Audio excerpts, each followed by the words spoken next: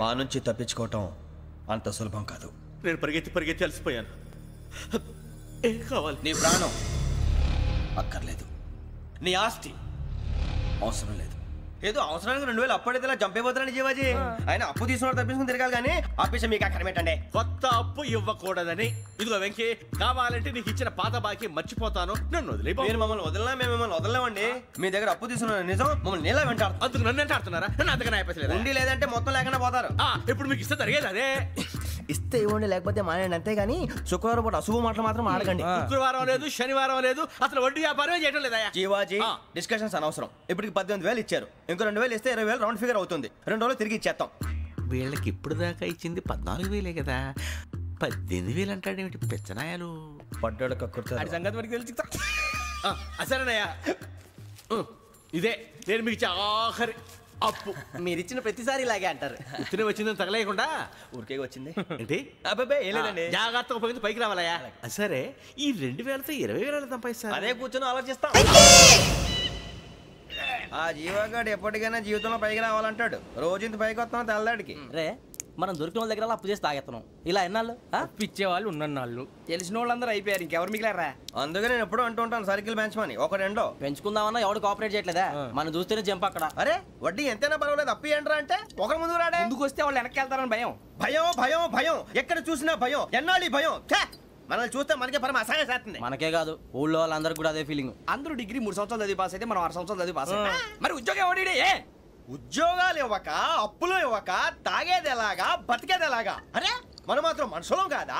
మనకి కోరికలు ఉండవా? ఇప్పుడు మనం ఆలోచించాల్సింది అది కాదు, రేపటికి ఎవరిని చంపాలి. కాలనీలో ఎవరు సార్?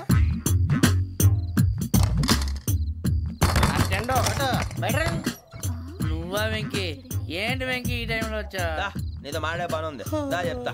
ఏ బాగా నిద్రొస్తుందా? సరిగానే రే, నువ్వు మమ్మల్ని చూసే తలిపేసావా? మామూలుగానే వేసాను. మామూలుగా వేసేవాడివి. మేము రావడానికి 1 నిమిషం ముందో, మేము వెళ్ళాక 1 నిమిషం తర్వాత వేయాలి కానీ రాజా.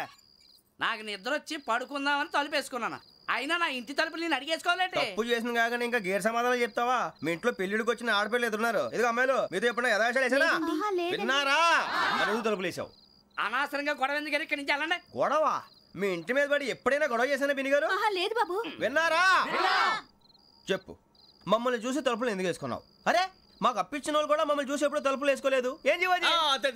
మరి నువ్వు ఎందుకు వేసుకున్నావు? బాబు టప్ అయిపోయింది, బుద్ధి తక్కువ వేసాను చాలా. అంటే మా మొఖాల మీద తలుపులు వేసామని ఒప్పేసుకుంటున్నావు? ఒప్పుకుంటున్నాను. సరే ఇప్పుడు చెప్పు, మా మొఖాల మీద తలుపులు వేసేంత తప్పు మేము ఏం చేసామరా? తప్పైపోయిందని అంటున్నారు కదా, వదిలేయండి బాబు. అదే తప్పు మేము చేసి మమ్మల్ని వదిలేయమంటే మీరు వదిలేస్తారా బిని గారు? తప్పని ఒప్పుకుంటున్నాడు కదా అయ్యా. ఇప్పుడు టైం 11 అయింది, వెళ్ళి పడుకోండి. 11 అయిందా? కొమ్ము ఉంచాడు కదా. నాకు సంబంధం ఏంటి? ఉంది, సంబంధం ఉంది. 11 గంటలకి నా క్లోజ్ ఫ్రెండ్ ఢిల్లీ వెళ్తున్నాడు. 5,000 అప్పిస్తానని ఎయిర్పోర్ట్ రమ్మని చెప్పాడు. నీ గొడవలో పడి ఆ సంగతే మర్చిపోయాను. ఇప్పుడు నాకు జరిగిన నష్టానికి భర్తీ ఎవరు చేస్తారు? మీరా మీరా మీరా? ఎవడు పడితే ఎందుకు చేస్తాడా భర్తీ? మళ్ళీ వాడి నువ్వు తప్పు ఎవడు చేసినా వాడు చేస్తాడు. దానికి కారణం ఈ 10 మనిషే కదా. బీరు రమ్ము కలవకూడదు, తలకే పట్టేసింది.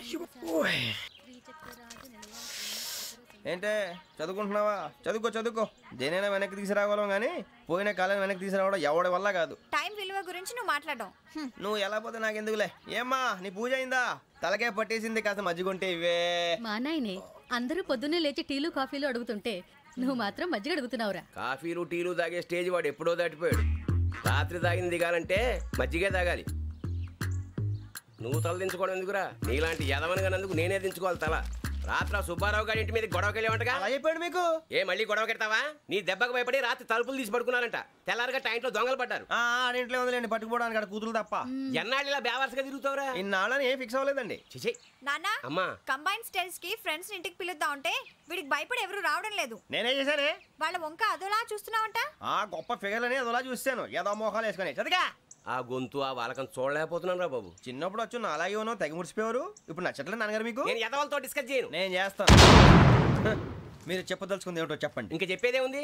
నువ్వు ఇలా గాలికి తిరుగుతుంటే నేను తిండి పెట్టలేను. నాన్నగారు ఇప్పుడు శుక్ర మహాదశి 4వ పాదంలో ఉంది. నేను ఇప్పుడు ఏం చేసినా కలిసి రాదు. శనిగారు సెంటర్ లో కాసేసి నన్నే చూస్తాడంట. వాడు అలా సైడ్ అయిపోయి నేను ఏదో అవుతాను కదా, మీరు కంగారు పడకండి. ఇవన్నీ ఆ జగదాంబ చౌదరి గారు చెప్పాడా?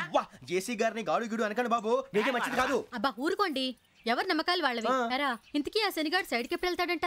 గురువు సెంటర్ లోకి రావాలమ్మా. మరి ఆ గురువు సెంటర్ లోకి ఎప్పుడు వస్తాడంటావు? అవన్నీ మనకి తెలుస్తాయి అంటే జేసీ గారు తెలుస్తాయి. నాన్నగారు ఒక 1000 రూపాయలు ఇవ్వండి, దక్షిణ నుంచి అన్ని అడిగేసి వస్తాను. ఎదిగిన కూతురు గుండెల మీద కుంపటైతే నీలాంటి బేవార్స్ కొడుకు క్లైమోర్ మైన్స్ లాంటి వాడు దరిద్రుడా. ఆ జేసీ గారు పోయాక వీడు నేను అమ్మ నువ్వే ఫీల్ ఓకే. ఆయన కావాలని అంటున్న మాటలు కాదు, ఆయన దేవుడు. కానీ ఆ శనిగాడు ఆడి కాన్సన్ట్రేషన్ అంతా నా మీదే పెట్టేశాడు. మరి ఇప్పుడు ఎలాగరా నాన్న? ఆ పని మీద డబ్బులు అడుగుతుంటే నిసుకుంటున్నాడు. పోనీ నువ్వేనా ఇవే? నా దగ్గర కూడా లేవురా. తెలుగు భాషలో నాకు నచ్చని ఒకే ఒక్క పదం లేదు.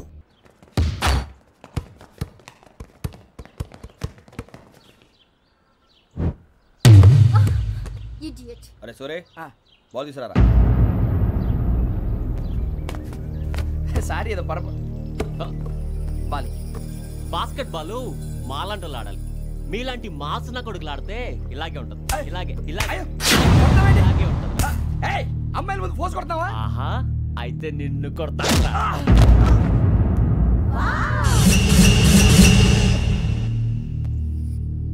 వాడు అమ్మాయిలు ఉన్నారని చూడరా ఎరా రెచ్చిపోతున్నాడు. బాస్కెట్ బాల్ మీ వాడి ఆట కానీ మీలాంటి మాసోళ్ళు ఆడే ఆట కాదంటున్నాడు రా. రే ఇంత ముందు 2-3 సార్లు కూడా ప్రతి విషయంలో జోక్యం చేసుకుని మన వాళ్ళు కొడుతున్నాడు రా. వాడిని ఏదో ఒకటి చేయాలరా, వాడిని వదలొద్దు.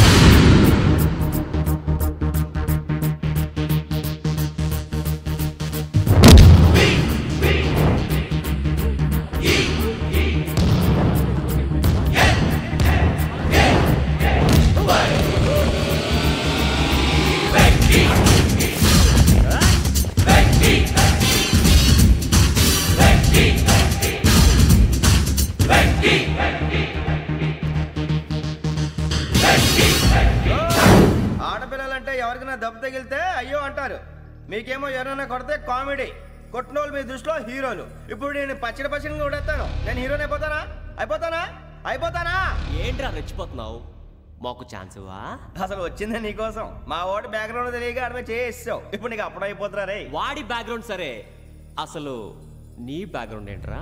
నాకు సెపరేట్ బ్యాక్గ్రౌండ్ అంటూ ఏం లేదురా. నేను ఎక్కడ నిలబెడితే అదే నా గ్రౌండ్. అంత పుడింగువా? తెల్దా?